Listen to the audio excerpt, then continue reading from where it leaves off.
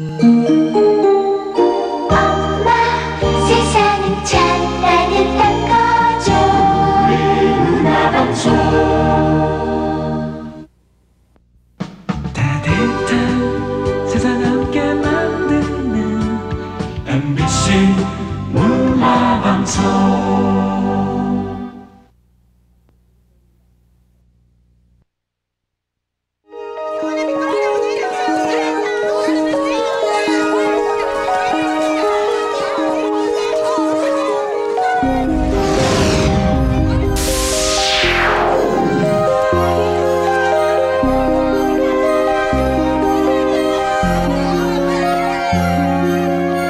아이들 4명 가운데 1명은 아토피성 피부염을 앓고 있다.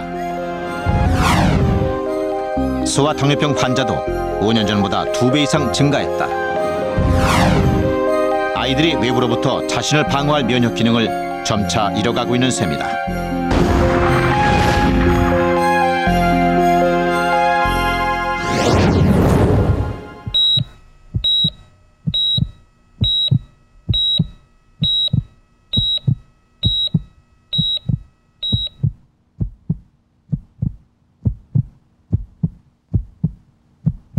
태아를 보호하는 산모의 양수.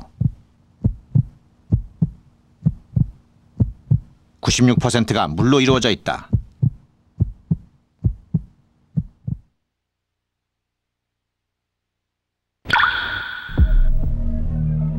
수질 오염으로 인한 환경 파괴는 양수의 오염으로 이어지고 있으며,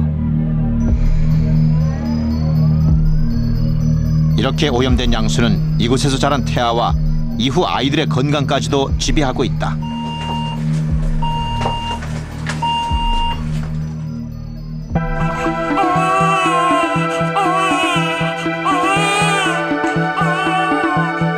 지금 아이들의 반란은 물로부터 시작되고 있는 것이다.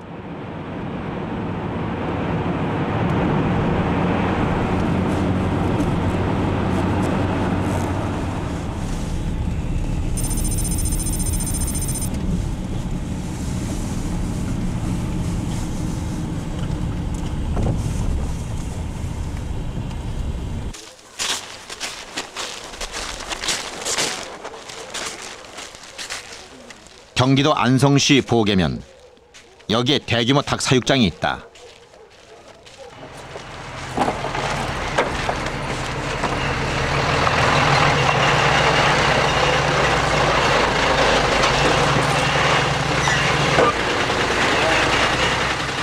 대형 트럭이 병아리 4만 마리를 싣고 이곳으로 도착했다.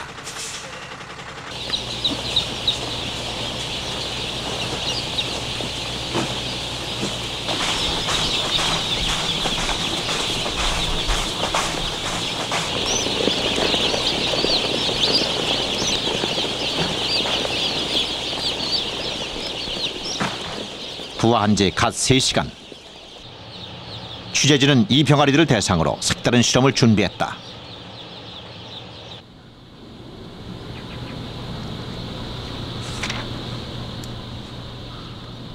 사육장은 건물 2개 동으로 구성되어 있다. 취재진은 병아리들을 2만 마리씩 각기 다른 사육장에 나누어 2개 군으로 분리했다. 병아리들은 여기서 한 달 동안 각각 키워질 예정이다. 모든 병아리들에게 같은 양의 사료가 주어지며, 다만 마실 물의 종류만 달리했다. 한쪽 사육동 2만 마리의 병아리들은 일반 지하수를 마시며 자라게 된다. 또 다른 사육동에서 자랄 2만 마리의 병아리들은 특별히 미네랄을 이용해 만든 알칼리 환원수를 마시게 된다. 마그네슘을 비롯한 몇몇 미네랄들은 물과 반응하면 알칼리수를 형성하게 된다. 이렇게 만들어진 알칼리수에는 활성수소가 풍부해 인체의 산화, 즉 산성 노폐물을 제거하는 환원력을 지니고 있는 것으로 알려져 있다.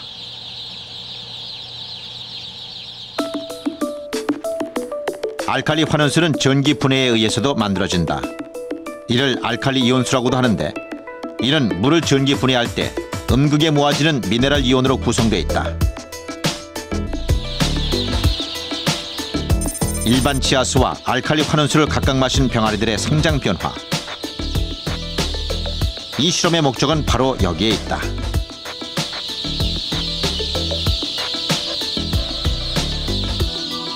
사육기간이 짧다 보니까 스트레스라든지 사료라든지 환경에 굉장히 민감한 반응을 보이겠습니다. 특히 수질, 공기 오염도, 가스 발생도 해갖고 그 균일도라든지 증체, 생존율이 굉장히 영향을 받고 있습니다.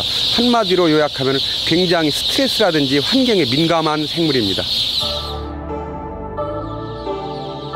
각각 다른 종류의 물을 마시게 한 두 개군의 병아리들.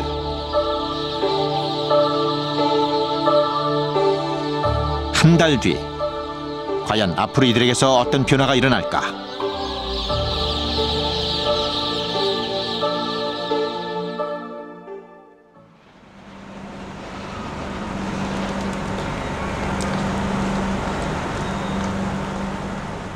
일본 쇼와 대학교 부속병원. 취재진은 이곳 산부인과 과장인 노다케 유키마사 교수를 찾았다. 95년이라고 돼 있어. 95년. 노다케 교수. 7년 전 산모의 양수와 태아의 상태를 관찰한 연구 결과를 일본 학계에 발표해 충격을 주었다. 양수에 포함된 전해질 분포를 연구하던 중 새로운 사실을 발견하게 된 것이다. 산모 30여 명으로부터 양수를 채취해 그 양수 속에 있는 유산의 농도를 분석한 것이 바로 그것이다. 태아가 산모의 체내에서 사망한 경우 그 산모의 양수 안에 포함된 유산 농도가 정상적으로 불만한 산모의 유산 농도보다 3배나 높게 나타난 것이다. 산모의 진통이 시작되기도 전에 양막이 터지는 조기 파수나 임신 중독증 같은 비정상적인 산모의 양수 내 유산 농도 또한 정상 분만 산모보다 평균 20% 이상 높게 검출됐다. 태아가 자궁 내에서 활동 에너지를 얻기 위해 당분을 분해하면서 발생시키는 유산.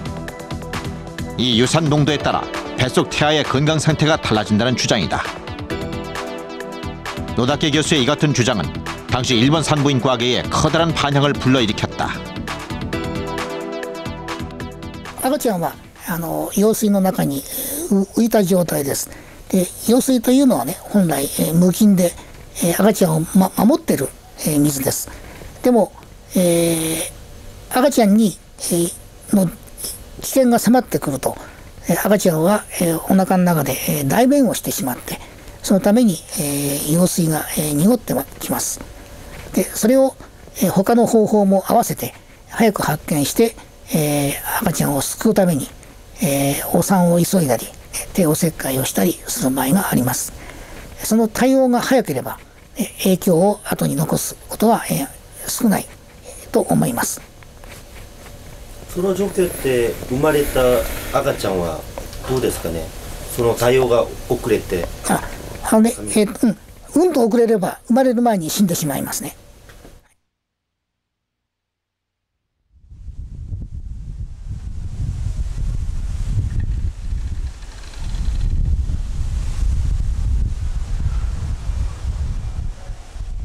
일본 시즈호카현. 여기에 미시마 산부인과 병원이 있다.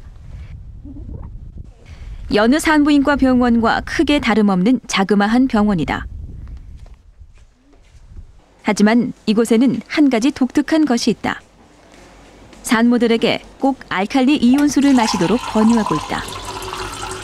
때문에 병원에는 산모들을 위해 알칼리 이온수 발생 장치가 곳곳에 설치돼 있다. 병원을 찾는 한 해 500여 명의 산모들은 병원 방침에 따라 알칼리 이온수를 습관처럼 마시고 있다.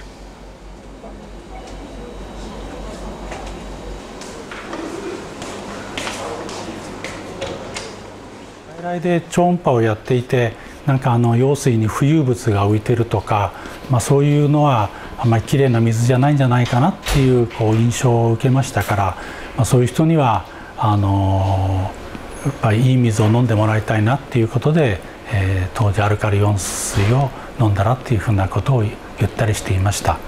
実際に出産の時それまでは羊水っていうのはどんな風だかわからないんですけども、出産の時に羊水が濁ってる、少し色が黄色からちょっと色が濁ったり、それから場合によってはグリーンに染まったりしています。そういう生まれてくる赤ちゃんというのは体の細い子だったり元気のない子だったりしますから、赤ちゃんにとってはそのお腹の中の水の状態がすごく大切じゃないかなっていうふうに思いましたね。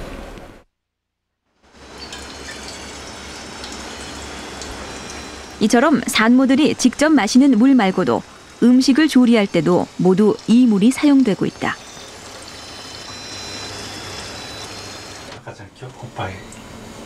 병원 측은 그 효과가 태아뿐 아니라 임신 중독증에 걸린 산모에게까지 나타난다고 말하고 있다. 妊娠中毒症っていうのは体の中に毒素があるっていうことなんですよね。その毒素が血管に影響を及ぼして妊娠中毒症になる、活性酸素とかそういうものがあることで、妊娠中毒症になるんですけれども、それをいい水を使いますと、浸透圧が浸透圧でいい水が細胞の中に入っていきますから、人間の持っている自然の利尿作用もしくは出る作用でですね、そういう毒素がどんどん出てくれる。そうすると妊娠中毒症が取れるっていうことで、アルカリ。 산모와 태아의 건강, 더 나아가 산모의 양수까지 산모가 마시는 물에 따라 그 상태가 달라진다고 믿고 있는 셈이다. 산모의 양수는 90% 이상이 물로 이루어져 있다. 태아에게는 생명의 원천인 바다와 같은 것이다. 태아를 자궁 안에서 자유롭게 움직이게 하고 충격으로부터 보호하며 태아의 체온을 일정하게 유지시켜주는 중요한 역할을 담당하고 있다. 양수는 태아의 성장 시기에 따라 그 양과 구성 성분이 크게 변화한다. 임신 10주가 되면 10에서 20ml, 임신 24주가 되면 평균 800ml가 되며 임신 만기에 가까워지면 그 양은 조금씩 감소하기 시작한다. 양수의 구성 성분도 임신 전반기에는 산모의 혈장과 비슷하고 임신 후반기에는 태아에서 떨어져 나온 세포와 솜털, 머리카락, 그리고 태지 등이 증가하면서 태아 소변과 구성이 유사해지는 것으로 알려져 있다. 양수는 6가지 경로를 통해 자궁 내에서 생성된다. 태아 소변 외에도 아기의 구조를 보게 되면은 아기를 둘러싸고 있는 양막, 탯줄, 태아의 피부 이런 데에서도 우러져 나오는 그런 양수가 구성 성분이 있고요. 태아의 기관지나 태아의 위장관 분비물 이런 것들이 다 어우러져서 그것이 이제 양수의 아주 한 구성 성분으로 참여하게 되기 때문에, 그래서 임신이 경과함에 따라서 태아가 커짐으로 인해서 태아의 기능이 점점 확장됨으로 인해서 양수의 내용 성분도 조금씩 변화를 일으키는 걸 우리가 볼 수 있게 되는 거죠. 태아는 자궁 속에서 양수를 삼키고 내뱉는 연하작용을 반복하며 몸속의 장기를 발달시키고 수분과 영양분을 공급받는다. 현대의학은 흔히 양수 과다와 과소, 즉 양수의 양이 정상보다 많고 적음을 기준으로 뱃속 태아의 건강 상태를 판단하고 있다. 하지만 반대로 양수의 구성 성분 변화에는 크게 주목하고 있지 않다. 어머니가 먹고 마시는 모든 것들이 애기한테 영향을 지금 미치지 않겠느냐고 생각을 하고 있고요. 그 양수 성분이 그런 원인으로 만들어진 어떤 양수의 어떤 성분이 태아의 건강에도 영향을 미치지 않겠느냐는 그 추정은 해볼 수 있지만은 그 뒷받침할 만한 연구는 발견하지 못하고 있습니다.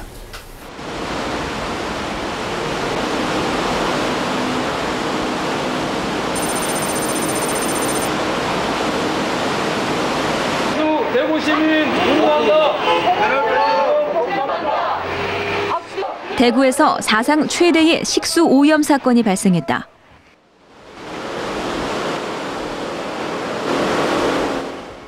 두산전자 구미공장에서 정화 과정을 거치지 않은 페놀 원액을 낙동강으로 방류한 것이 사건의 발단이었다. 1차 사고에서 무려 페놀 30톤이 낙동강으로 유출됐고 이어 2차 사고가 이어졌다.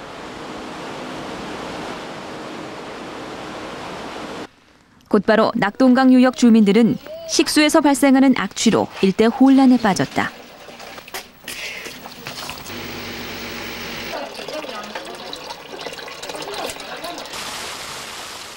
수돗물 공급이 안 되니까 할 수 없이 강제로 또 그 급수차를 통해서 공급이 안 되니까 강제로 또 물을 마시게 되고 그렇게 됐는데 그때 당시에 저희 시민단체에서 조사를 해보니까 이제 아이들 같은 경우에 몸에 반점이 나거나 구토하거나 아니면 그 머리에 통증이 나거나 즉 말해서 이제 페놀의 그 급성 및 아급성 중독 현상이 굉장히 광범위하게 나타났었고 그다음에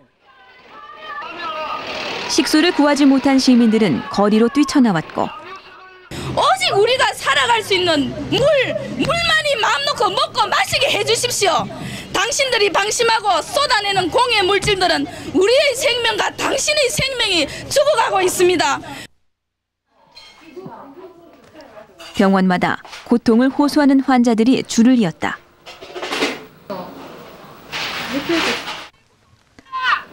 낙동강 인근 주민들의 분노는 여기서 끝나지 않았다. 두산 제품 불매운동으로 이어졌고 바로 이때부터 수돗물에 대한 국민의 불신이 싹트기 시작했다. 이후 조사 결과 두산전자는 1990년 11월부터 91년 2월까지 325톤에 이르는 엄청난 양의 페놀을 공장 인근 낙동강으로 흘려보낸 것으로 드러났다. 더 큰 문제는 또 다른 곳에서 불거져 나왔다.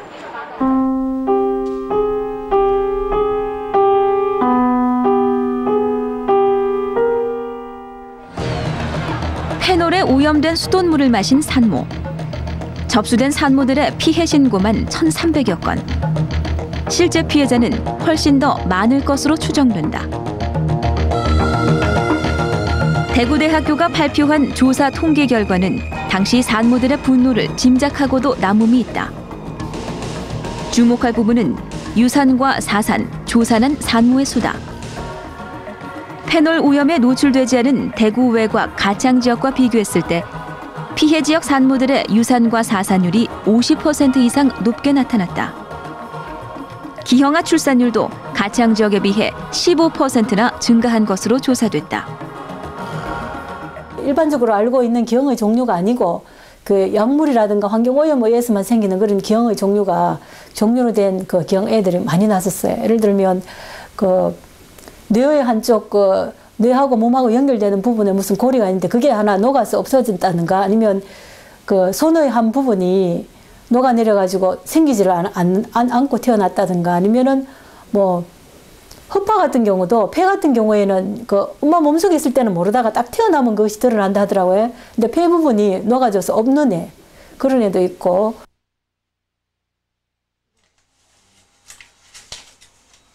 이게 마지막 당시 임신 석 달 만에 자연유산을 했던 김 씨는 두산전자를 상대로 2년 반 동안 법정 투쟁을 벌였다. 그때 이제 1,600인가 1,500인가 우리가 피해 많은 사람 많이 주고 작은 사람 변호사를 그리고 받아낸 위자료는 고작 700만 원. 서 변호사님하고 저쪽에 그 3.1합동 그 하정우 씨가 나중에 이제 청문회에서 노태우 대통령 같은 그런 분들이 청문회 나왔을 때 보니까 두산 측에 물사건 때문에 그 뭐 몇십억을 받았더라고요. 그 당시에. 그런 식으로 우리나라 정부나 기업이 이 사건을 무마 안 하고 제대로 양심적으로 이렇게 조사를 했더라면 아주 귀한 자료가 우리나라에서 나왔을 텐데, 일부러 만들 수도 없는 그런 자료가 나왔을 텐데, 그 좋은 기회를 무산하고 우리는 다시 환경 문제에서 다시 원점에 서서 아무것도 모르는 상태에서 그냥 수돗물만 안 먹으면 된다, 이런 식으로 되는 것 같아서 참 안타까운 생각이 들어요. 그리고 지금도 그 당시에 태어난 아들 중에서 몇 프로인지는 모르겠지만은 영향을 받은 애들에 대해서 지금도 생각하면 가슴이 아픕니다.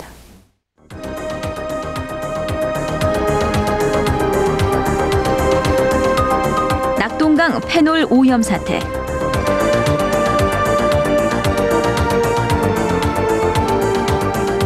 식수가 산모와 태아에게 재앙이 될 수도 있음을 보여준 사례였다.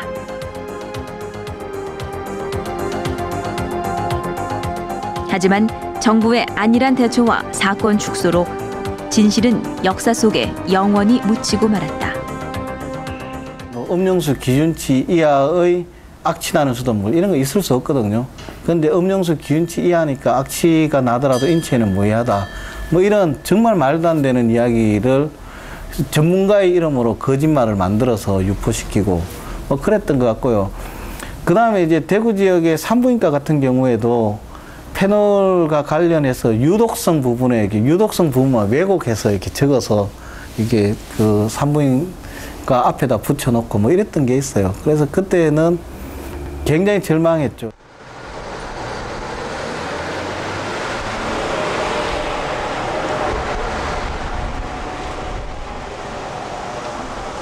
손잡이 잡으시고 자, 조금만 더. 잡아당기면서 옳지. 고개 들어 배꼽 쳐다보세요. 엄마. 힘 주네. 밑으로 끈기게. 조금만 더. 옳지. 소리 내지 말고. 마산 순환병원 산부인과 수술실. 힘줘야지. 자. 벌써 4시간째 산모의 진통이 계속되고 있다. 배 아프죠? 자, 하나, 둘, 셋. 배꼽 쳐다보면서 밑으로 끈 길게 줘. 배 아파요. 산모의 고통을 바라보는 남편과 가족들의 얼굴에는 안타까움과 긴장감이 동시에 배어 있다. 크게 들이마시고 자.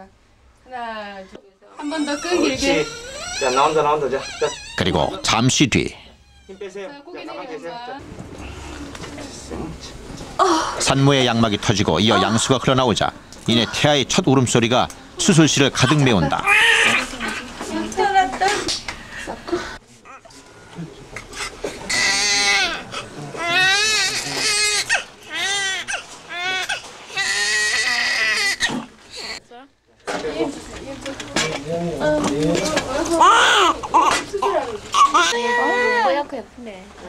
수술을 지켜보던 가족들의 표정에도 비로소 미소가 번진다.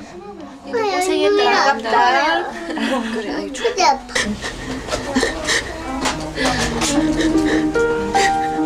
남편 뭐라고 막 같이 나왔네. 애기가. 그죠? 힘 빼세요. 나 여자입니다. 새 생명의 탄생. 그것은 고통과 기쁨이 교차되는 한편의 드라마인 셈이다.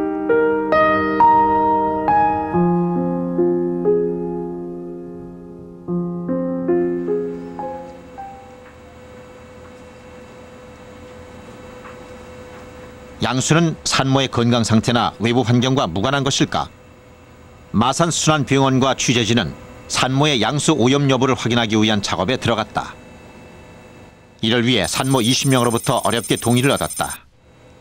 이 같은 작업은 국내 최초로 이루어진 것이다. 뱃속 태아 건강에 별다른 문제가 없는 이상 산모의 양수는 절대적으로 깨끗하다는 주장이 정설로 받아들여지고 있는 터다. 이번 조사에서는 양수 검사를 하거나 지왕절개 수술을 하는 산모의 양수를 분석 대상으로 삼았다. 정상분만 산모의 경우는 출산 시 혈액 성분 같은 이물질이 양수와 섞이게 돼 대상에서 제외됐다.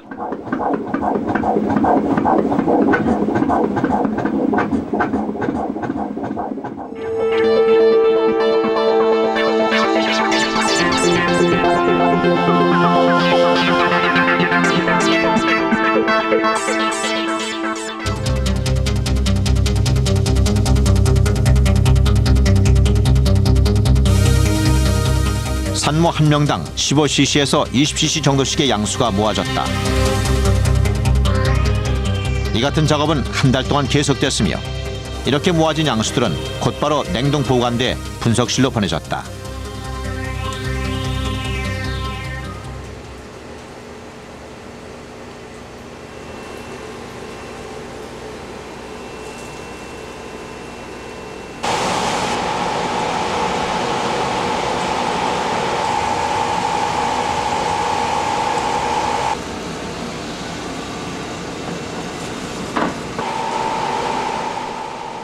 양수 분석 결과 취재진은 예상치 못했던 결과를 접하게 된다.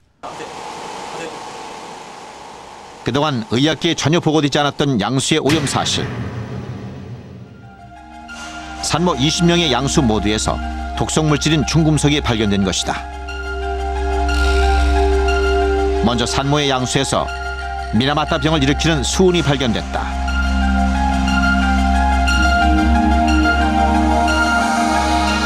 다음은 이타이 병을 유발하는 카드뮴이다.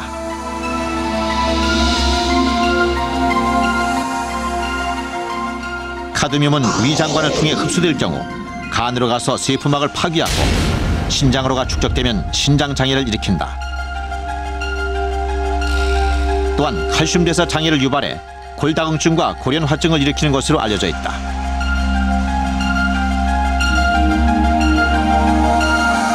이 밖에 알루미늄의 농도 또한 리터당 무려 50마이크로그램을 초과했고 납과 바륨도 각각 검출됐다.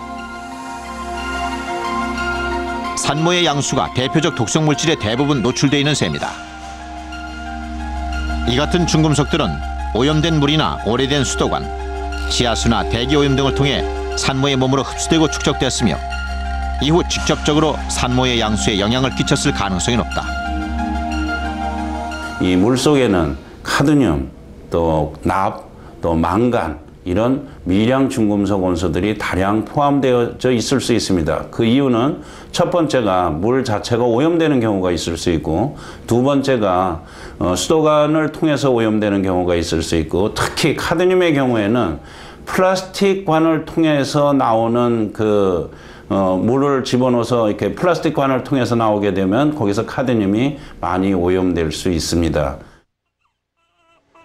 더 큰 문제는 산모의 뱃속에서 중금속이 함유된 이 같은 양수를 지속적으로 삼키고 내뱉으며 자라난 태아의 건강 상태다. 태아의 피부와 호흡기는 임신 기간 내내 양수에 노출되어 있기 때문에 굳이 과량의 중금속이 오염되어 있지 않다 하더라도 미량만 가지고도 태아의 면역력이나 또 양수 자체가 일단 오염되어 있다면은 산모로부터 보호받을 수 없는 부분이기 때문에 태아에게 직간접적으로 상당한 영향을 미치지 않을까 이렇게 생각되어집니다.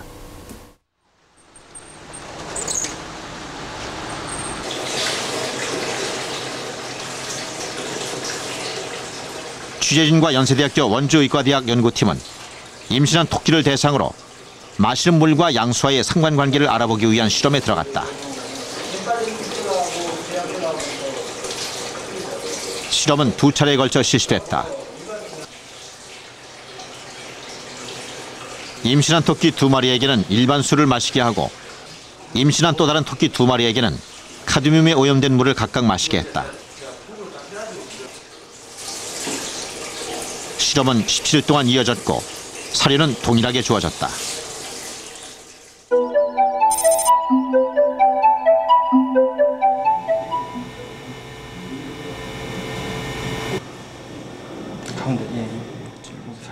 연구팀은 토끼의 배를 갈라 양수를 채취하고 토끼 태아의 상태를 확인했다. 양수 내 중금속 농도를 분석한 결과다. 일반 수만 마신 토끼의 양수보다 카드뮴에 오염된 물을 마신 토끼의 양수에서 무려 40배 가까운 농도의 카드뮴이 발견된 것이다. 이는 오염된 물을 마셨을 경우 그 오염 물질이 직접적으로 양수에 영향을 미치고 있음을 보여주는 것이다. 주목할 만한 부분은 일반 술을 마신 토끼의 양수에서도 미량이기는 하지만 카드뮴이 발견됐다는 것이다. 이는 각종 음식물과 오염된 대기 환경에서 비롯된 것으로 추정된다. 두 양수 사이에서 칼슘과 나트륨 같은 전해질 농도의 변화도 뚜렷하게 나타났다.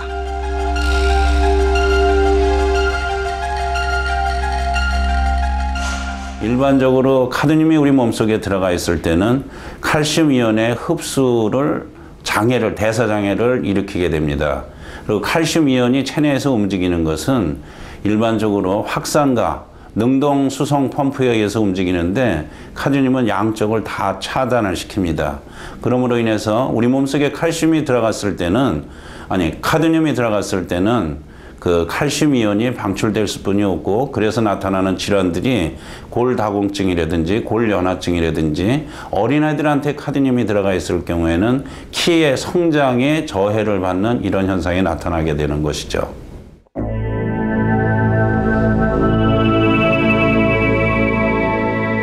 다음은 토끼 뱃속에 있던 태아의 상태를 확인했다.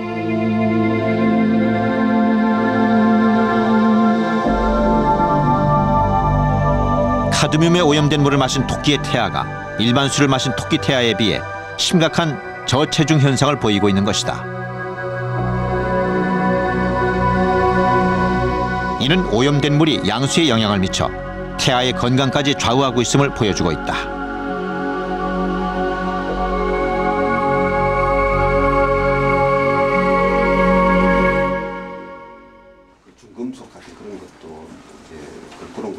양수에서 중금속이 발견된 산모를 대상으로 이들의 모발을 채취했다.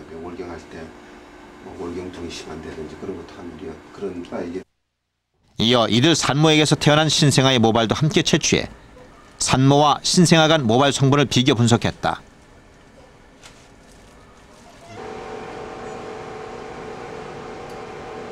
모발 검사는 검사 대상자의 중금속 중독이나 체내 무기질 여부 등을 한눈에 알 수 있다.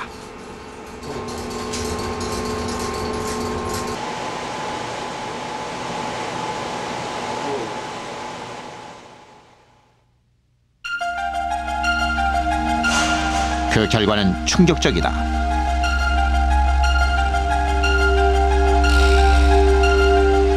출생 이후 외부 환경으로부터 전혀 영향을 받지 않은 신생아들조차 중금속에 심각하게 노출되어 있는 것으로 나타났다.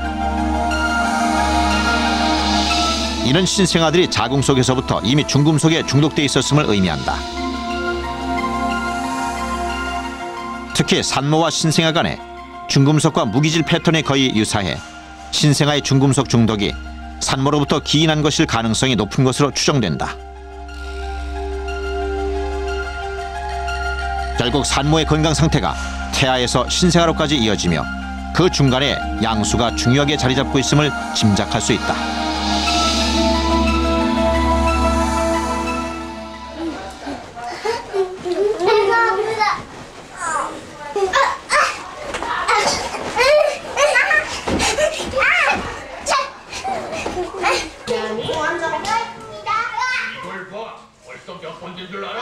뭘 바르면 안 되지? 올해로 7살인 현지와 6살인 다현이.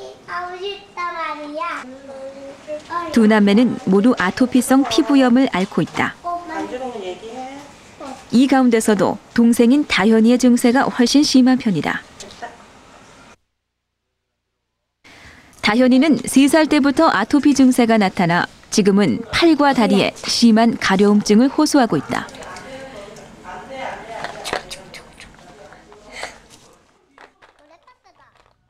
잘 때 이렇게 많이 간질고요. 간질고 나면은 벌겋게 부어오르면서 이렇게 따까리가 앉고 피가 날 때도 있었고요. 병원 치료를 받아보기도 하고 민간요법을 써보기도 했지만 별다른 효과를 거두지 못한 상태다. 이 같은 아토피 증세는 어디서 오는 것일까? 입덧이 심하기 때문에 다른 음식 냄새 맡으면 소화가 안 돼서 속이 안 좋기 때문에 그래서 항상 탄산음료를 옆에 놔두고 속이 안 좋을 때마다 이렇게 마셨었거든요. 어느 정도 많이 다 드셨습니까? 그냥 탄산음료 박스째 사다 놓고 마셨습니다. 그럼 좀 효과가 있던가요?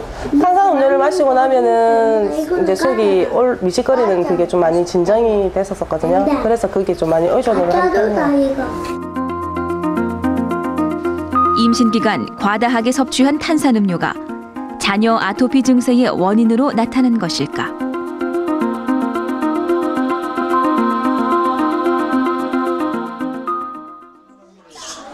표방하게 되면 이제 경련이 일어나거든요.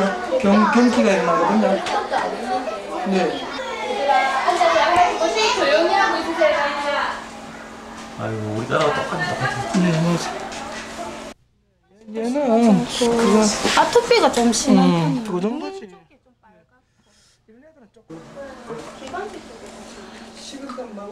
취재진은 유치원생 400명을 대상으로 아토피 검사를 실시했다. 이게 좀 예민한 편입니다. 대전대학교 한의대 피부 전문 의료진이 이 검사에 참여했다.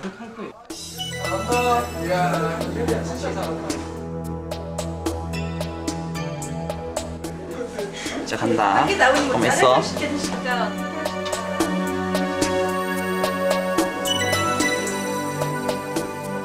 올라간다. 올라간 거야? 사고로.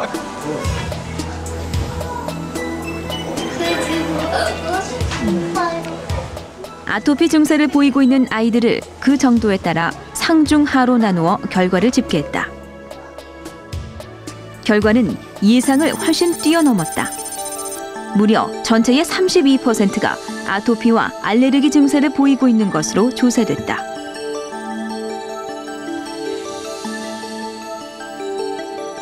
취재진은 곧바로 이 아이들의 부모들을 대상으로 설문조사를 실시했다. 산모가 자녀를 임신했을 당시 즐겨 섭취했던 음식과 탄산음료 음용 여부를 알아보기 위해서였다. 설문에 정확히 답한 340여 명의 부모가 통계에 포함됐다. 임신 기간 탄산음료를 과다하게 마신 산모에게서 태어난 자녀가 그렇지 않은 산모에게서 태어난 자녀보다 아토피 발병률이 2배를 훨씬 초과하는 것으로 집계됐다.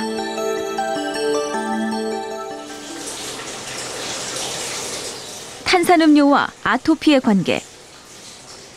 취재진은 이를 알기 위해 다시 임신한 토끼를 대상으로 실험을 실시했다. 역시 실험 대상은 2개 군으로 나뉘어졌다. 한쪽에는 하루 200ml씩의 탄산음료를 마시게 하고 다른 쪽 토끼에게는 일반 술을 마시게 했다.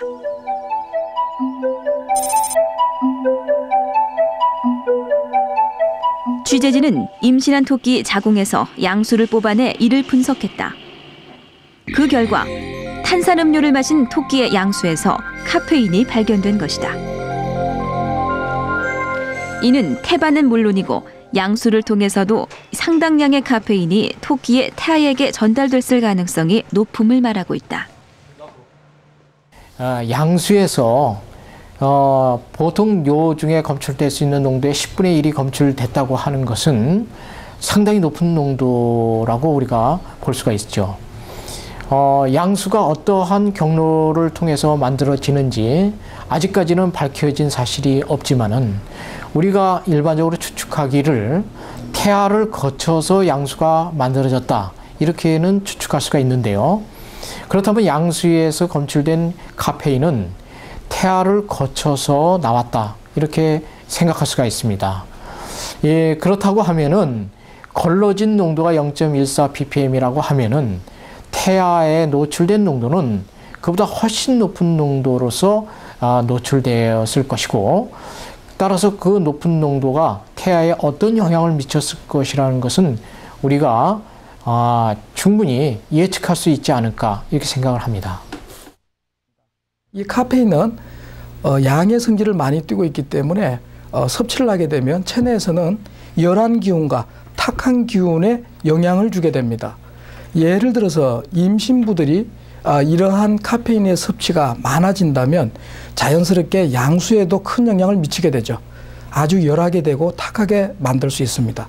그렇게 되면 자연스럽게 태아에게도 이 탁한 기운과 열한 기운을 품게 하게 됩니다. 그러면 이 태아가 출산을 했을 경우에 자연스럽게 속에 열이 많아지고 그리고 또 이 열이 계속 누적이 되면 열독으로 이렇게 변화하게 되죠. 그러면 이렇게 간에 열이 많다고 표현을 하게 되는데요. 이 열독이 밖으로 나오는 것이 바로 아토피성 증상입니다. 산모가 임신 기간 중 과다하게 섭취한 탄산음료. 탄산음료에 포함된 카페인은 고스란히 산모의 양수로 흘러들었고 여기서 자란 태아는 출생 이후에도 각종 피부 질환을 앓게 된 것이다. 다행히 어디가 아픈가 건강한가. 취재진은 400명의 아이들 가운데 아토피 증세가 가장 심한 30명을 따로 선발했다.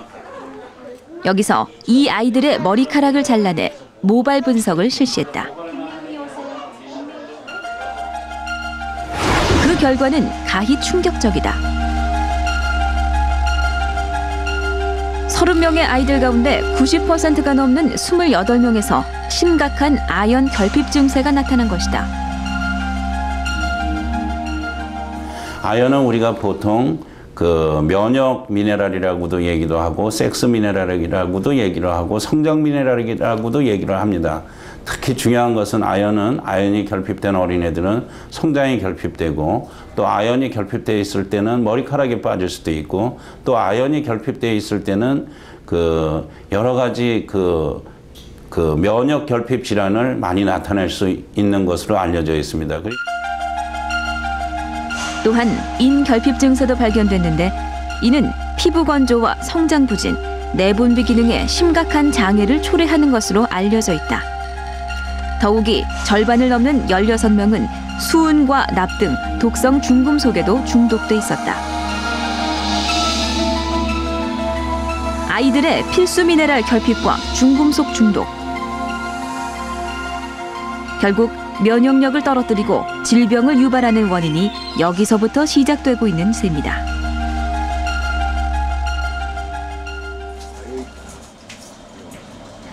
취재진과 진주국제대학 식품과학부 연구팀은 임신한 쥐 30마리를 대상으로 양수의 면역력 검사를 실시했다.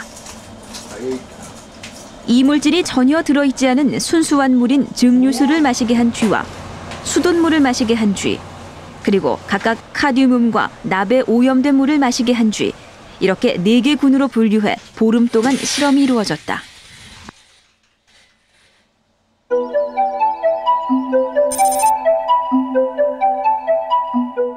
연구팀은 이들 쥐에서 양수를 채취해 여기서 면역글로불린 A 함량을 추출해냈다. 면역글로불린 A는 외피세포 표면에 세균이 부착되는 것을 막아 결과적으로 조직 내로의 세균 침입을 막는다. 이는 태아의 장관 점액층을 보호하는 역할을 하는데 각종 세균 등으로부터 태아의 감염을 막아내는 역할을 하는 것이다. 양수로부터 면역글로불린 A를 추출한 결과다. 순수한 물인 증류수를 마신 쥐의 양수 내 면역글로불린을 100%로 봤을 때 각각 카드뮴과 납에 오염된 물을 마신 쥐의 양수 내 면역글로불린은 73.6%와 77.3%씩이 검출됐다. 카드뮴이나 납과 같은 중금속에 중독된 임신쥐의 양수 중에 면역글로불린 A가 증류수를 먹인 정상쥐의 면역글로불린에 비해서 감소해왔다는 실험 결과는 결과적으로는 태아의 면역력에도 영향을 미치는 것으로 볼 수 있습니다. 즉 태아의 면역력 자체가 감소되어지는 결과를 초래할 수가 있습니다. 이렇게 낮아진 면역력은 조산이라든가 자궁 내 태아의 감염의 빈도를 높여줄 수가 있습니다.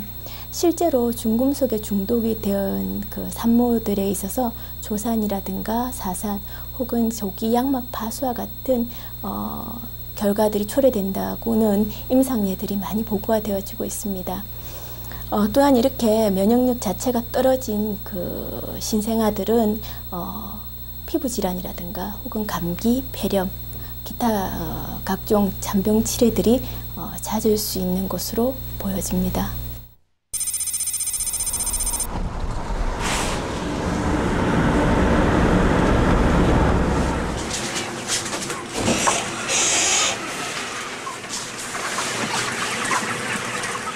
경기도 안성시 보계면에 위치한 닭 사육장을 다시 찾았다.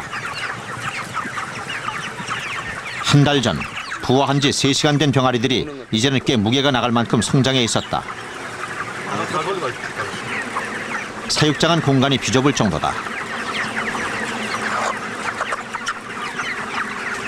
사육장 2개 동으로 각각 분리돼 한쪽은 일반 지하수를, 다른 한쪽은 알칼리 환원수를 마시며 자란 닭들 사이에 얼핏 봐서는 별다른 차이점을 찾아보기 힘들었다.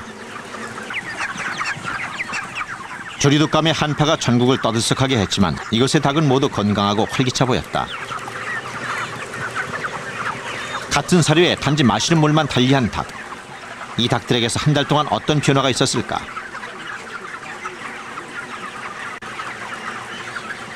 취재진은 먼저 생존율을 살펴보았다. 지하수를 마시며 사육된 A동의 경우 사육 초기 2만 마리에서 18,900마리로 1000여 마리가 폐사한 것으로 집계됐다. 생존율 94.5%다. 알칼리 환원수로 사육한 B동의 경우는 어떨까? 사육 초기 2만 마리 가운데 19,860마리가 살아남아 무려 99.3%의 생존율을 기록했다. 폐사한 닭은 140여 마리.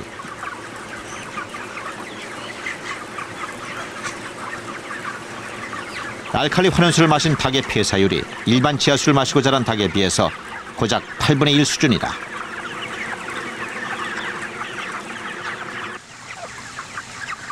성장한 닭들의 무게에는 얼마나 차이가 있을까? 양쪽에서 100마리씩의 닭들을 무작위로 선택해 무게를 달아 평균을 낸 수치다.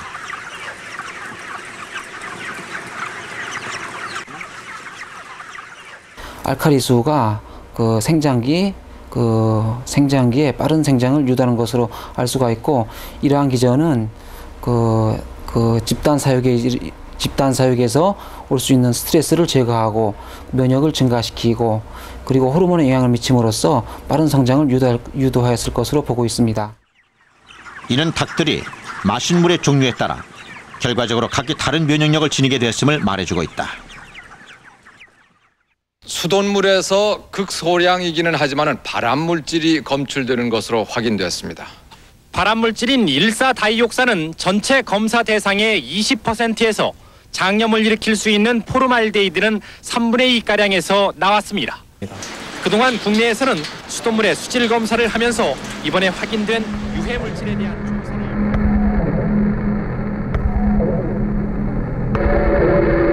수질오염은 먹는 물의 안전성을 여전히 보장하지 못하고 있다. 우리가 알지 못하는 무수한 유해 물질들이 생겨나고 이들은 끊임없이 우리의 식수원을 오염시키고 있다. 우리가 직접적으로 마시는 물뿐 아니라 간접적으로 우리가 설치하는 물, 다시 말하면은 농작물이나 아니면은 축산, 양식업에 서 사용되는 그런 물이 직접적으로 우리가 마시는 물과 다를 바가 아닌 것입니다. 그렇기 때문에 그런 모든 산업적으로 응용되는, 우리가 마시는 물뿐 아니라 산업적으로 응용되는 모든 물이 직접적으로 우리 건강과 관계가 있습니다.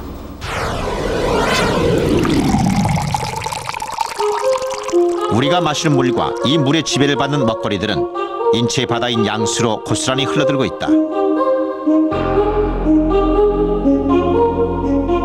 최초로 확인된 양수의 오염 사실과 취재진이 보여준 일련의 분석들은 인간이 만들어낸 환경이 다시 인간을 위협하는 비수가 돼 돌아오고 있음을 새롭게 증명한 것이다.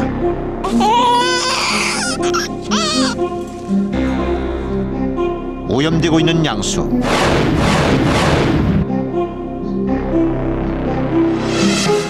새 생명의 첫 보금자리가 파괴되고 있으며 그곳에서 자라고 태어난 우리의 아이들은 면역력을 잃어가고 있다.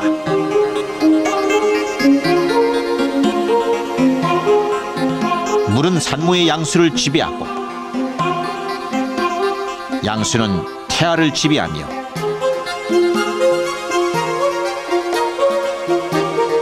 끝내는 아이들의 반란을 부추기고 있는 것이다.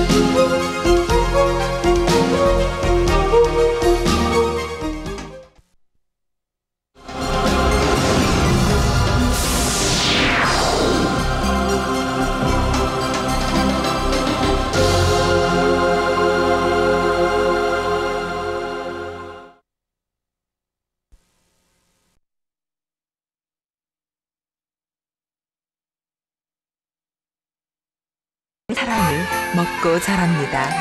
엄마의 마음 야쿠르트 에이스. 한국 야쿠르트. 이게 우유에 든 검은 콩이야. 그 콩이 아니고 롯데는 이 약콩만 쓴다네. 예, 서현들에 의하면 약콩은 하얗던 검은 콩이 들어있는 우유. 롯데가 원조라네. 어서 오세요. 안녕하세요. 안녕하세요. 안녕하세요. 반갑습니다.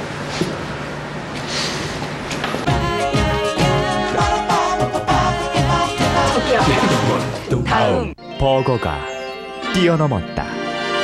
호밀빵의 완두콩, 파인애플,